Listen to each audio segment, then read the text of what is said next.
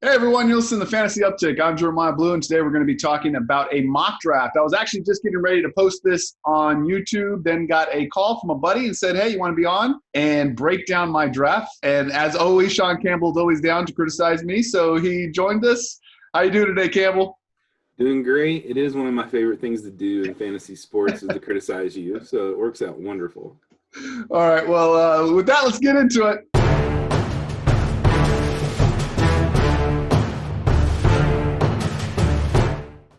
Okay, so we're back here. Let's take a look at what we started with. So obviously Christian McCaffrey goes first, Saquon Barkley. Dalvin Cook goes 3, so that's a little weird there. Then we got Michael Thomas off the board. Ezekiel Elliott falls to number 5, which is a great value. Devontae Adams, that's a little high for me. Derrick Henry, Alvin Kamara, Nick Chubb goes before Joe Mixon. We did a whole video on that. I'll post it in the description of how I would definitely take Joe Mixon over Nick Chubb. Not that I dislike Nick Chubb. A lot of times when I do those comparison videos, people start to think, oh, this guy doesn't like Nick Chubb. He's telling me not to draft Nick Chubb. No, if Joe Mixon is on the board and Nick Chubb is on the board, take Joe Mixon. I still like Nick Chubb. But what do you think about my first pick there with Joe Mixon, Campbell? I think you definitely took the best player on the board at that point. And if you can say that, you're usually doing a pretty good draft. I don't know what anyone was thinking taking Dalvin Cook at number 3, but. Yeah. And it might be one of those things that if you don't think Dalvin Cook's going to hold out this early is way too much for that. If this was a real league, I doubt anybody would be taking Dalvin Cook at number 3 if you were actually going to have to play this out. Now, if you want to talk about it, I expect him to play. I like the way my team kind of falls, and you're expecting by August for them to have worked something out with Dalvin Cook, because I could see them working something out with Dalvin Cook because it sounds like he's being a little bit reasonable, but he really doesn't have a lot of leverage from a standpoint of he can hold out the whole year, and the very next season they could franchise him again for the same price. Or not franchise him, he would have to play under that contract, because he wouldn't accumulate a year by not showing up. Yeah, he really doesn't have a lot to stand on. Yeah. Now, again, if he's not asking for much, if he's given a hometown discount, he just wants his money, then he might be able to get a deal. We'll see how that plays out a little further. But Joe Mixon's in the same boat, honestly. Joe Mixon could very well hold out this year. We just don't know. Now, so drafting this early, I have no problem with somebody taking Dalvin Cook that early if they really like Cook. I just like Ezekiel Elliott better than Dalvin Cook this year. So let's move on past Joe Mixon. We both like Joe Mixon this year. I think Joe Mixon definitely, if we just take the last 8 games, like I said, I do a more in-depth breakdown on Joe Mixon in one of my videos before. But Joe Mixon is basically, it's one of the few guys on this list that could really be the number 1 running back because of how much they're going to utilize him. He could easily approach those, not easily obviously, but he could be one of those guys that approaches those 2,000-yard type seasons where combining rushing and passing. That's my thought on Joe Mixon. So then we got Travis Kelce, Tyreek Hill, DeAndre Hopkins, Julio Jones. A little surprising all those receivers went there above Josh Jacobs. I really like Josh Jacobs this year. What are your thoughts on Josh Jacobs? Yeah, I also really like Josh Jacobs. Oakland likes him. He's running behind a huge line. He's just a running back, so you never know about durability, but that applies to everyone. I think that's a great pickup right there. Yeah, Josh Jacobs in that spot is basically this is why I like drafting at the end of drafts. I'm a little bummed out because I am pro, and I've talked about it. I'm probably going to do a whole video breakdown about Lamar Jackson and Mahomes. I think they're being undervalued a lot. Not really. I mean, they're going at the right spot, but so many experts are saying they're definitely no way they're drafting Lamar Jackson and Mahomes in the first 3 rounds. And I think into the second, in the 3rd round, I really like the value you're getting with those guys because there's such a big gap between those guys and the next quarterbacks for me that I don't think a lot of people are talking about. But at the end of drafts, it's too early to draft one of those guys. I like taking the 2 running back strategy. The fact that these 2 running backs fell to me is awesome. I would have been kind of bummed out if Joe Mixon went above Nick Chubb. And honestly, if that's the case, I would have taken Josh Jacobs in the 1st round because I actually have Josh Jacobs over Chubb. And I'll probably end up with Miles Sanders here because I like Chubb. So Chubb, Miles Sanders, that one's close for me. I probably would end up going Chubb because I do like the new coaching regime there, and I think that they're going to really lean on the run within Cleveland. So, but Josh Jacobs is essentially a workhorse, and there's not a lot of teams out there with just solid workhorse backs anymore. And there's no one really to mess with the touches for Josh Jacobs there. I think the backup running back right now is Devontae Foreman or not. I might have to delete that because I forget the name. Who was the running back for the Broncos that never worked out? Devontae Booker. Devontae Booker. What a bum. That took us way too long to figure out, but yeah, Devontae Booker. I didn't know where he was going there. Yeah, he went to Oakland and he's now the backup to Josh Jacobs. There's no way. There's no way he's getting on the field. Josh Jacobs is the workhorse there. I love Josh Jacobs this year. Okay, so Miles Sanders. Yeah. So Miles Sanders is the feature back right now in Philly. There are some scary ideas that, Freeman, the real Devontae Freeman, is going to end up going to Philadelphia or Tampa. So the way the Philadelphia Eagles usually run it is they always rotate backs. There's coaching trends that we see throughout the years. And so Miles Sanders does scare me a little bit because of how much they rotate running backs. But I think that's exactly where he's supposed to go there. I do like Miles Sanders this year. I think even if they do rotate him, he's going to have a really good year just based on the fact that I believe the Eagles offense is going to be really, really good this year. Chris Godwin, Kenny Galladay, I don't want to talk about every single person, but Chris Godwin, obviously Tom Brady's there. He loves to target the slot. A lot of people are loving Chris Godwin this year. Kenny Galladay, I honestly love Galladay. He had a good year last year, and people don't realize that there was no Stafford. Like, he was doing it with bums. I really like Galladay a lot. Yeah, and then Kenyon Drake, he was good towards the end of the year last year if you're expecting that to move forward. Clyde Edwards-Helaire is obviously ridiculous upside being on the Kansas City Chiefs. But the problem with Clyde Edwards-Helaire is I really don't think Damian Williams is going to be completely lost on this. I might be lower on Clyde Edwards-Helaire than a lot of people in redraft leagues. What are your thoughts on Clyde Edwards-Helaire? Yeah, I thought that was a crazy pick right there. Number one, rookie running back. So we don't know until they start getting hit by NFL players, especially smaller guys. And I agree, Williams is definitely not out of the mix. Yeah. The city. I think Edwards-Helaire is going to have a couple of really big games, but like a game in, game out, he's going to be very feast or famine. Yeah, and this is half-point PPR in case I didn't say that, which I obviously like Clyde Edwards-Helaire a little bit more in any kind of PPR, half-point PPR formats. But he's going over Aaron Jones at this spot, going over Patrick Mahomes, which I already just kind of talked about a little bit, that I do like drafting guys like Patrick Mahomes at the end of this round. I don't think he's being way overdrafted. I mean, to be honest with you, that's about where, like, early third, and this is the end of the second. If you like Clyde Edwards-Helaire, he wasn't going to fall to this guy again. So I don't hate it, but again, I think the drop-off for me is right at Aaron Jones with these running backs. That's why I say at the end of the first round, I kind of move a little bit further down the road. I like what Kiss from a Rosen did, where he went Christian McCaffrey, Lamar Jackson, George Kittle. He got possibly, now that, Deebo Samuel might miss a couple of games, the number one running back, the number one quarterback, and the number one tight end. And he ends up still getting a running back that I really like in Le'Veon Bell. And the receiving is just so stacked this year that you can get good receivers toward the ends, which I constantly say in these redrafts. But no, like that setup I really like. So if you go quarterback early, I just make sure you set up your running backs by the time you get out of round 4.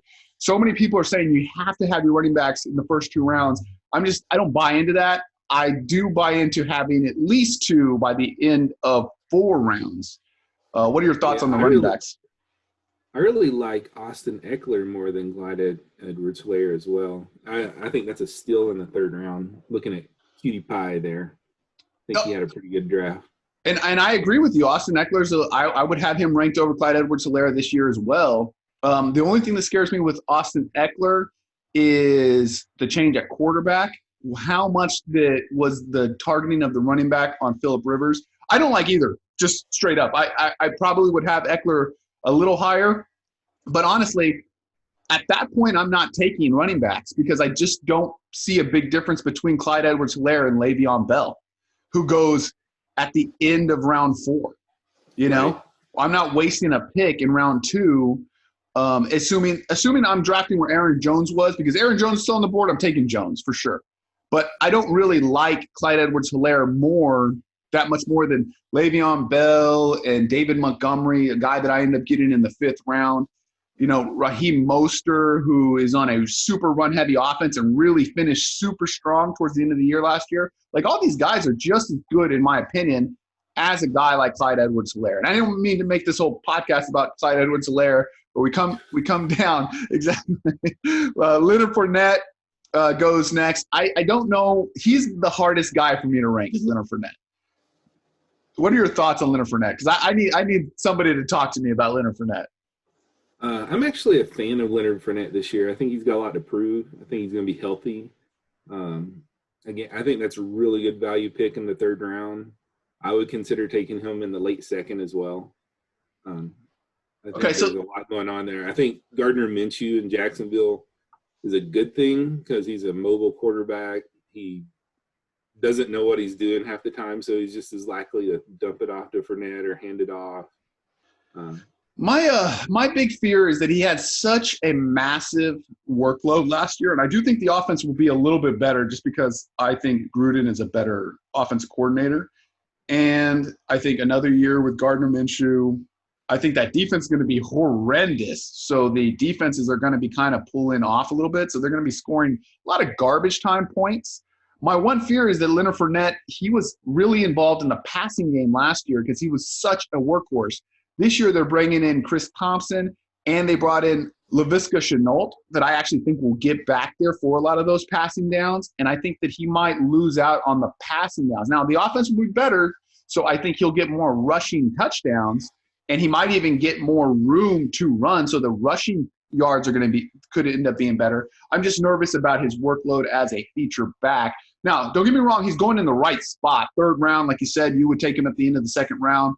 I've got him ranked right behind. And like I said, I'm really high on Le'Veon Bell this year, right behind Bell and Gurley this year. But he's just one of those guys that really makes me kind of nervous to go just because of how much bad things have come out about him from the team. You usually don't hear a lot of that. It's always like pro player, especially in the offseason when you're talking about teams, but a lot of trying to trade them, a lot of problem with management, all that stuff. So then a couple of receivers go by. Any of those 4 receivers that you really – or let's say right before I get to Juju Smith-Schuster, which is my pick, any of those receivers that you really, really like this year? I really like Adam Thielen this year.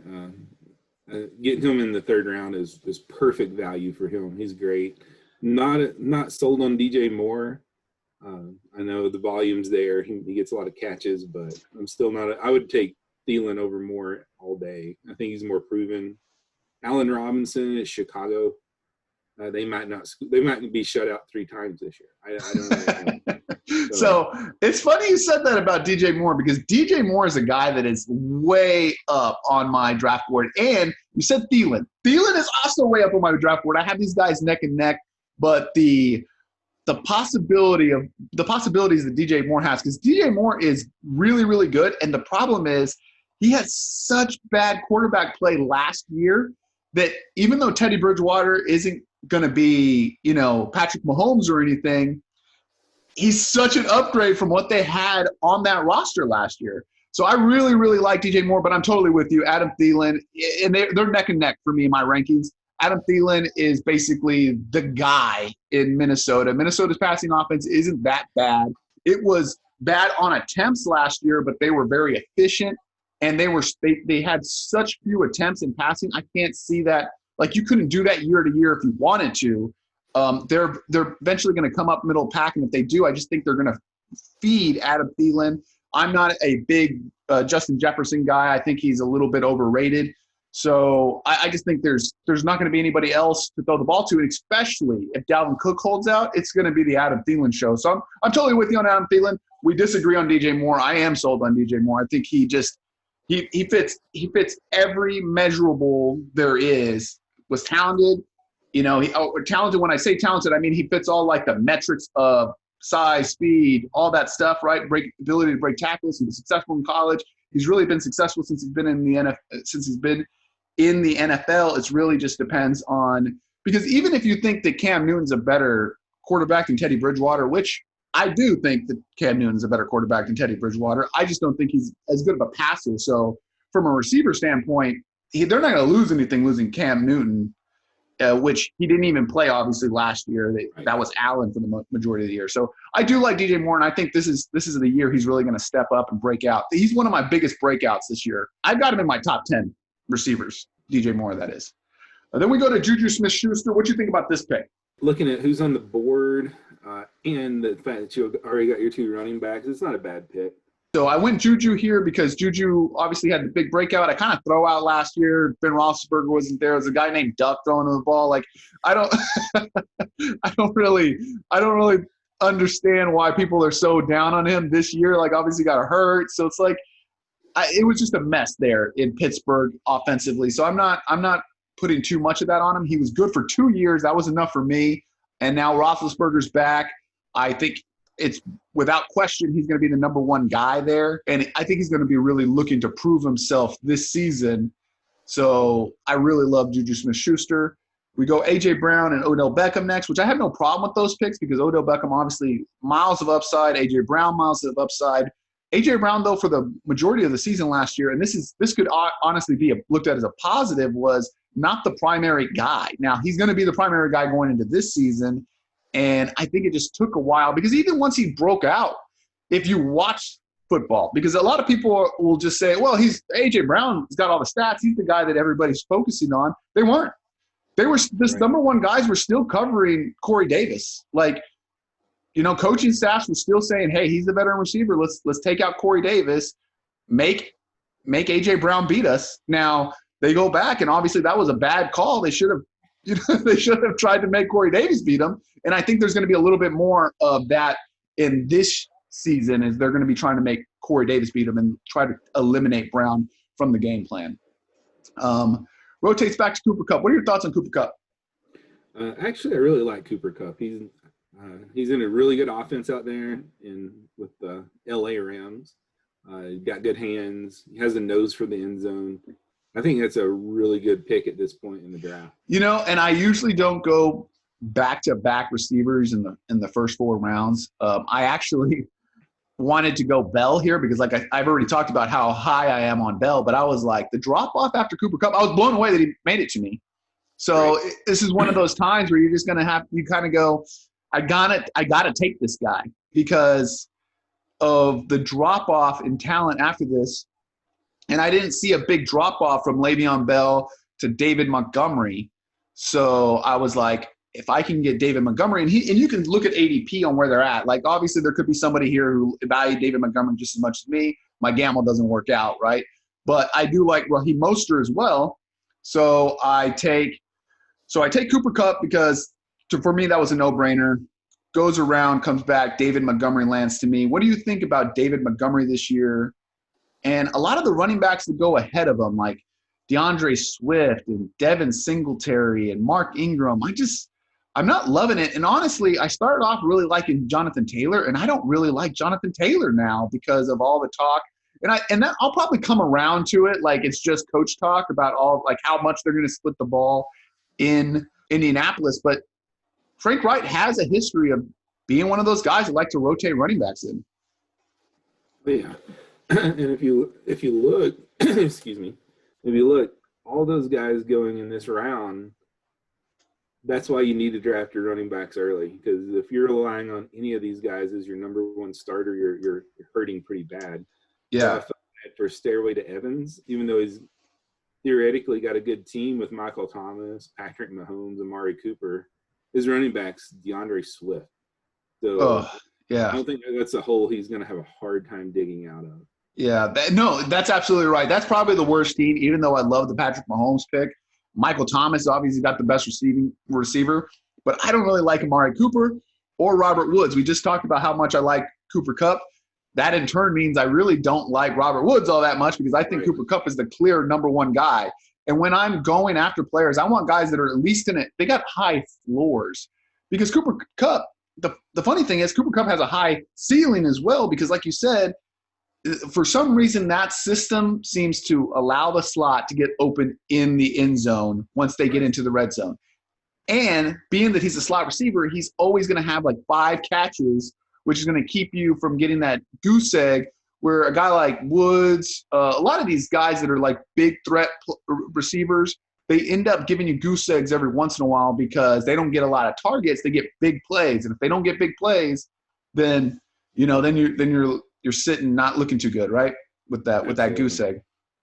I really like David Montgomery this year. I think he's going to be a workhorse. I think the Bears offense is going to be a little better. You talked about a little bit about it with Allen Robinson, but I think Nick Foles makes that team better. And if he doesn't win the job, that means that Mitch Trubisky improved. So I think that the offensive line didn't play up to snuff last year. I think they're better than they played last year from the offensive line standpoint. They dealt with a little bit of injuries, but it was basically the same line that they've had for the 2 years prior to that. Now they did lose Long this year to retirement, but obviously it's retirement. He was on his way out anyway. I don't think that's going to be a huge loss. So I do think they're going to have a little bit more room from the offensive line standpoint. I think they're going to play a little bit more efficiently.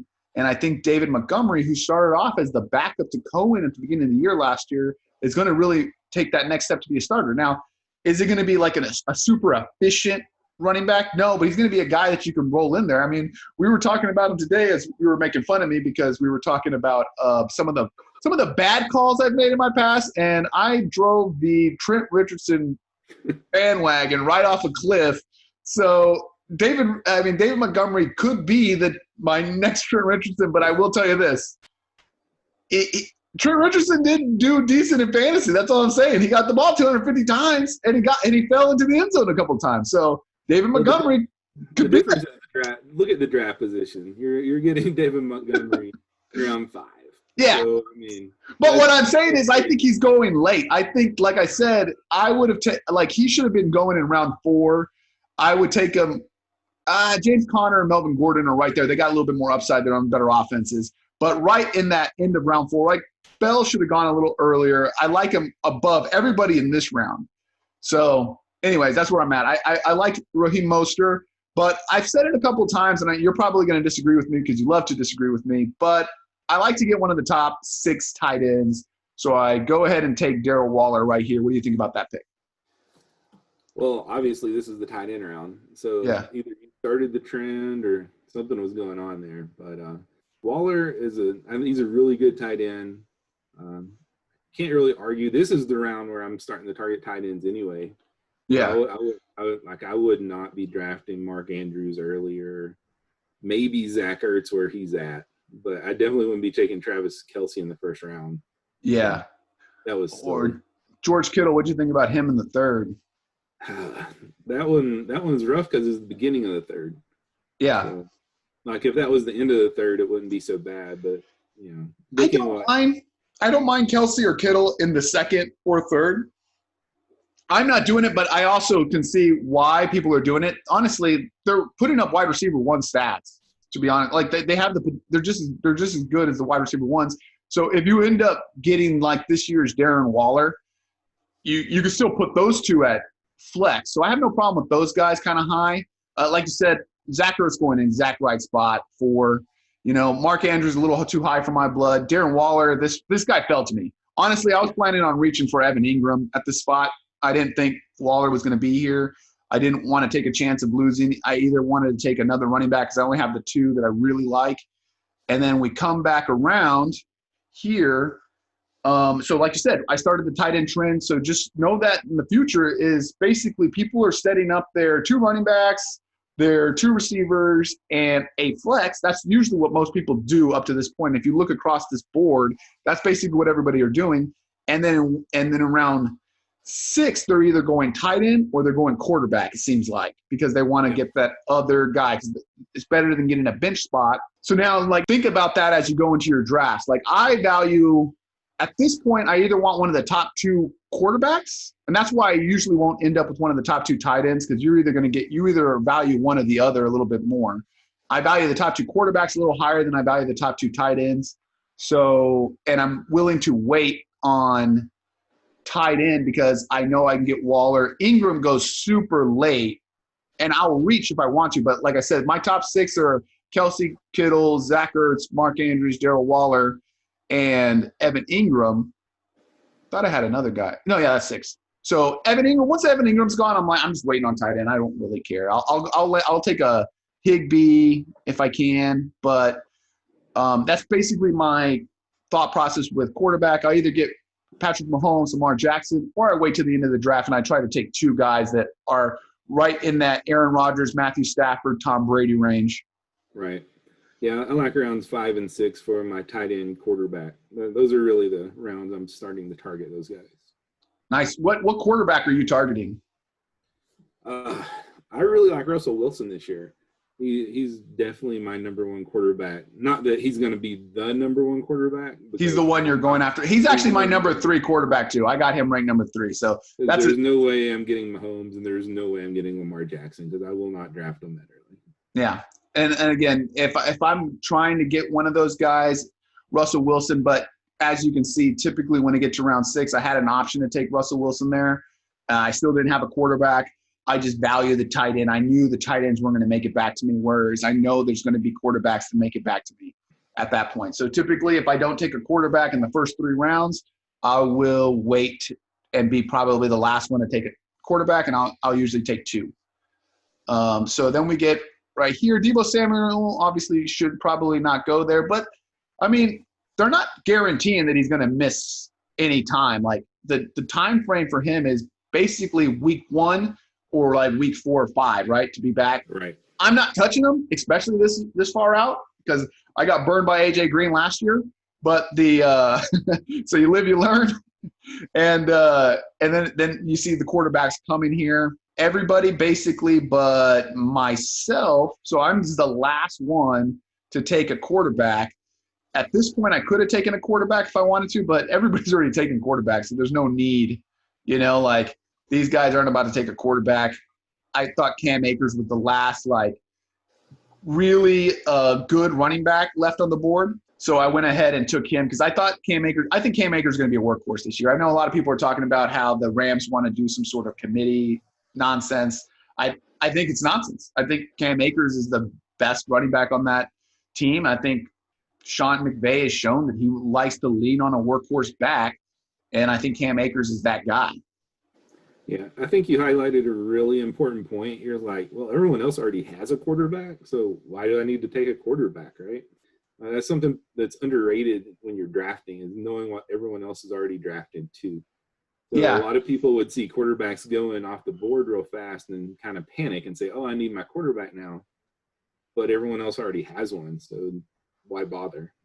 Yeah, no, and so in the next round, I do take one because of where I'm at in the draft. So when I passed the first time around, it was because there's only 4 picks between me and the next pick, and I saw Rodgers and Brady there.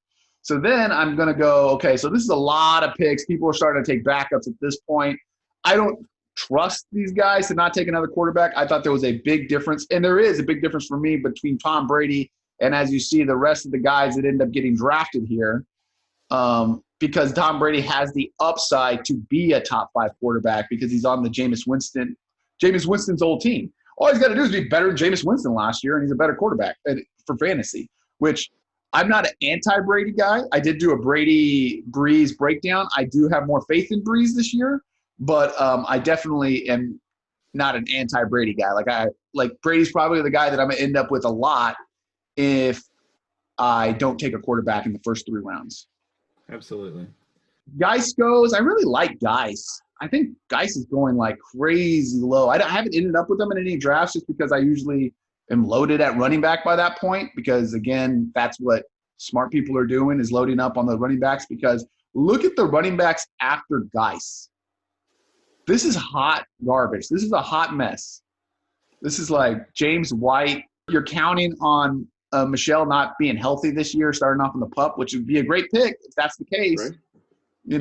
Breida, now you're debating between Howard and Breida. I actually think Howard's going to be the guy, to be honest. I think he's just kind of got that workhorse build. And the way Miami's usually – guys that can catch the ball, we saw Kenyon Drake there doing nothing for years. That's just not the way they run their system. They want a guy that's going to pound the rock.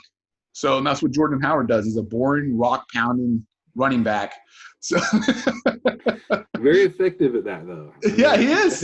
I think he'll be pretty good in Miami. I mean, I'm not going to jump on him early or anything, but I would definitely draft him over Kerryon Johnson, Damian Williams. I'd take him over Phillip Lindsay all day. Yeah. I like it. I like exactly where he's going. I think he's going at a good spot. But look at the receivers going in this range. I think the receivers, there's a lot of value here at receiver. So if you wait on receiver, there's plenty of dudes out here that could really break out and I think have a better chance of being breakouts. Now, obviously, there is the chance of injury. So that's what you're doing. I hate doing that, like just taking a bunch of handcuffs because J.K. Dobbins, Mark Ingram gets hurt. He's going to blow up, obviously. You got Alex Madison who goes in this area. If, Cooks does hold out, he's going to blow up. But you're counting on these things to happen. I do think Kerryon Johnson ends up outscoring Swift this year. I think Kerryon Johnson's the running back in that offense to own. I know going into this, you were high on Swift. I was low on Swift even before the draft. So I know a lot of people are like, anybody who says they weren't high on Swift is full of crap. You guys are just saying that after Clyde Edwards-Helaire went over him. Well, the truth is, I was low on Swift prior. We had this conversation. Yeah. I was higher on Swift than you by far going into a draft. I like Swift going into a draft. I don't love him in Detroit. I don't think he landed in the best spot. But and I like the talent there. Yeah, I'm just not a big guy. Like on those teams that they just run behind big-time offense, and it goes back to a big-time offensive lines. It goes back to the mistakes I've made in the past evaluating players. Trent Richardson, like we were just talking about, great offensive line, just dominant. I mean, I thought the same thing about J.K. Dobbins. I thought his offensive line was great. And then I like to guy more. When I ended up drafting him, I'm higher on Cam Akers than most people. Now, I think he landed in a terrible situation to some extent because the Rams' offensive line was awful. Todd Gurley looked like garbage last year, and a lot of that had to do with the offensive line. Now, you could say a lot of it had to do with the knee, and I think for me personally, I just think more of it had to do with the offensive line. But there is a chance that maybe it was Todd Gurley and that offensive line's good. I do trust McVay to make improvements, even though he didn't go out and do anything for the offensive line. I do trust him to make improvements in the scheme this year. And like I said, I think Cam Akers is going to be a workhorse. My biggest fear is that his schedule is brutal for a running back. But like I get him as my number 4 running back. If he's a workhorse back, I still got a workhorse back. So I do like Cam Akers this year. Like I said, I think Kerryon Johnson's going to be a little bit better than Swift. And don't get me wrong, people. I do think Swift's going to be a talented running back. He's a good runner of the football. He can catch the ball out of the backfield great. Guy can't pass block. It's the same thing I said with Clyde Edwards-Helaire. Swift was the worst pass block above the top 5 that I kind of rated, which was J.K. Dobbins, Akers, Taylor, Clyde Edwards-Helaire, and Swift. Swift, to me, by far, was the worst pass blocker. He's not going to get on the field that much if he can't pass block. Clyde Edwards-Helaire, he was a decent enough pass blocker. I think he's still got a way to go. And then I thought Cam Akers was probably the best pass blocker of the group, which is why I kind of feel like he's going to get on the field almost immediately. And we're going to talk about that with Keyshawn Vaughn Keyshawn Vaughn already got drafted. But basically, Keyshawn Vaughn is in the same boat. Like, he was such a good pass blocker. He's going to be on the field a lot, which is why a lot of people don't trust Ronald Jones. But I'm starting to trust Jones, honestly. I think that because of where he's going, right? It's almost one of those things like he's going so late at this point because when we first started this, I was like, Keyshawn Vaughn is going to be a beast. He can pass block. That's what everybody was raving about. He's going to come in. He's going to be the starter. I still think that's the truth. But the Jones hate is just at a different level at this point. Like he's got a real shot to be the starting running back, the feature back on one of the best offenses in football. So the Jones hate is like getting a little bit much. So anyways, I go receiver here, and a lot of that has to do with at this time I only have 2 receivers on the board, so I go Jameson Crowder. Jameson Crowder is a guy I'm really going after late because I think he's got such a high floor. He's going to be the number 1 receiver for Sam Darnold, and I think they're really going to feature that slot receiver. I did a whole video about this, Jameson Crowder, and I can talk about that. I can post that in the link for you guys, anybody who wants to hear it. But what are your thoughts on Jameson Crowder?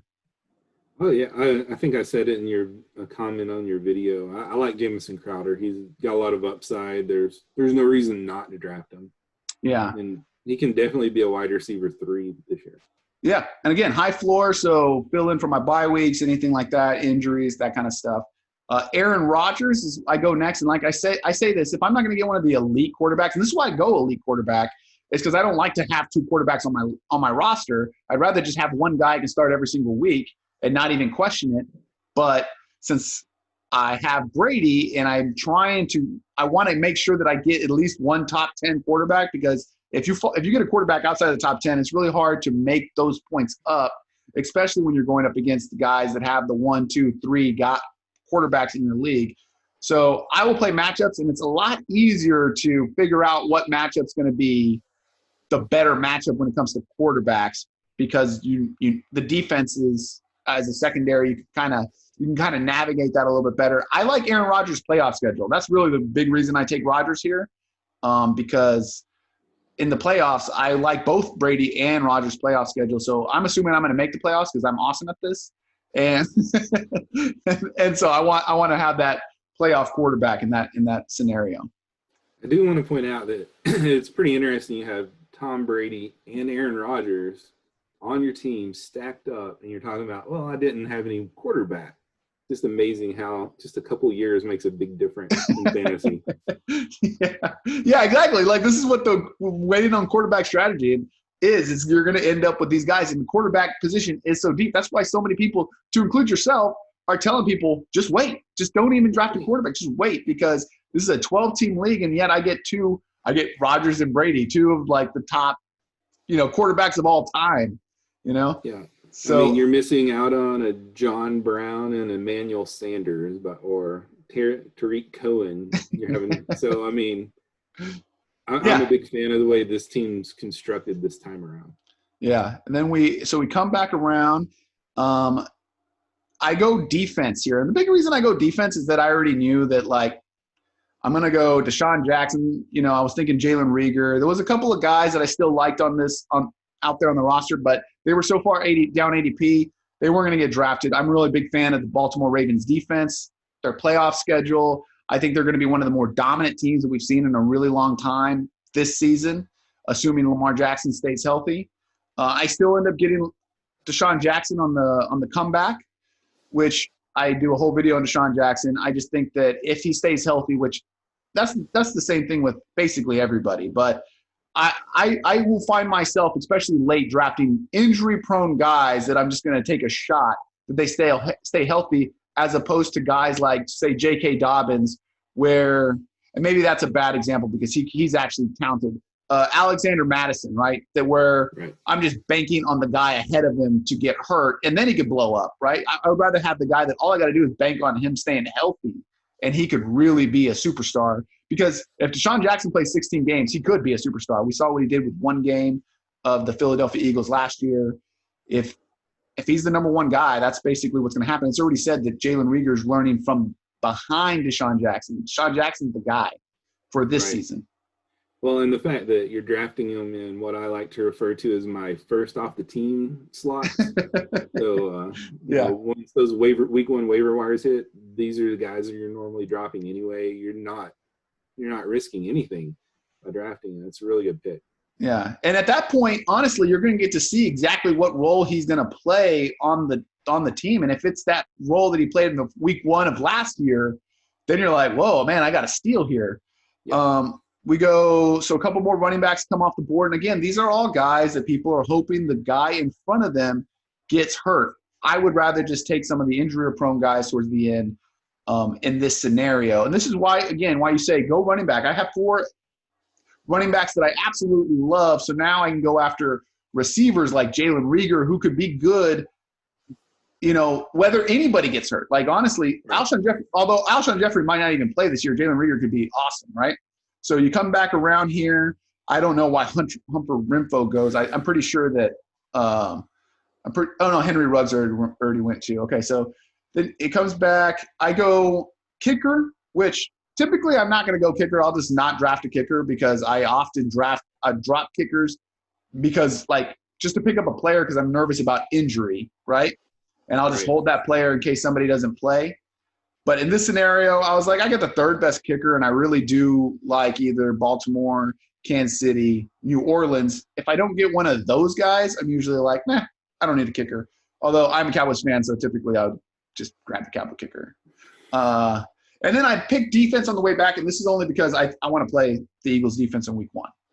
So I go – they're playing Washington Redskins. I think Washington Redskins are going to be absolutely brutal this year. And week 1, they run into Philly, who fixed their secondary, which was their only weakness last year. They're completely healthy week 1, which they never were last year. So I think the Philadelphia Eagles just destroy Washington in week 1, and that's why I'm going with them at this spot. Now, obviously, there's not much to talk about this late, but any other things you want to add for this draft? There's a couple of things. I didn't see Noah Fant get drafted. I think he should definitely be drafted in a 12-player league. I think he's a top 12 tight end. So let's see the guys that did get drafted. I would take him over Hooper. Okay, yeah. And I would actually take him over Gronkowski this year too. Oh, you don't like Gronk? It's not that I don't like Gronk. I just would rather have Fant on my team. Gronk's fine if you have to take him, but I would definitely put Fant in there. He's on the upswing. I can see a lot of talent. Yeah, I don't know what Dallas Goedert's doing getting drafted. That's definitely one that I would take over. Because there was so a lot of people are going to look at Dallas Goedert from last year, but they forget that basically the whole receiving core was injured. Right. So a lot of that love was basically they just didn't have anybody else to throw the ball to. And another name I'm going to throw out there, and you're going to call me a homer, but that's cool. That's fine. Lynn Bowden. He was wondering about who's going to be the backup for Josh Jacobs. I think Lynn Bowden's going to get a lot of running back touches, and I think he'll probably end up carrying a dual running back wide receiver tag. That's not a bad call. I like that call because you're absolutely right. Who the hell else is going to get the ball in Oakland? Because I was looking at the running backs and just we talked about it for way too long, but we couldn't even remember Booker's name. Booker is garbage. He's a garbage running back. Yeah. So instead of taking a second defense, I would throw a dart and grab Lynn Bowden if it was me. Okay, no, that's good. And like I said, I had the opportunity to draft the defense that I really liked this year. And then at the end, I was kind of like, I care more about week 1. So like sometimes in drafts, like this is harder. I haven't looked that far into week 1, but defense, I definitely typically draft the defense I'm going to use in week 1. And a lot of times the Baltimore Ravens defense is gone. So I just happen to have a chance to, draft it. I do like Fantasy Pros. This is what we're doing this on because there's not a lot of reaching that goes on in Fantasy Pros. But like when you do like real drafts, there's a lot of defensive reaching. There's a lot of like kickers will go in like a random spot. And you're like, what? Yeah. So you never know what's going to happen with each draft. Like I just did one on Yahoo, and that one looked significantly different than this one just based off the fact that there was a lot of reachers in that one. But me and you will get together and we'll do like a Yahoo one where we're kind of talking it through. I like this format because everybody listening can kind of see who I passed on, who I reached for, versus, Yahoo, where I'm walking you through my decision making, but you can't really, you don't have a good grasp of who's still on the board, all that kind of stuff. So, right. Anyway, unless you got anything else, I guess we'll call it a show. That's it, man. All right. Well, that's it for today's show. Be sure to like and subscribe. We're a small channel. We're trying to grow, and every subscribe, we appreciate it. Until next time, see ya. Yep.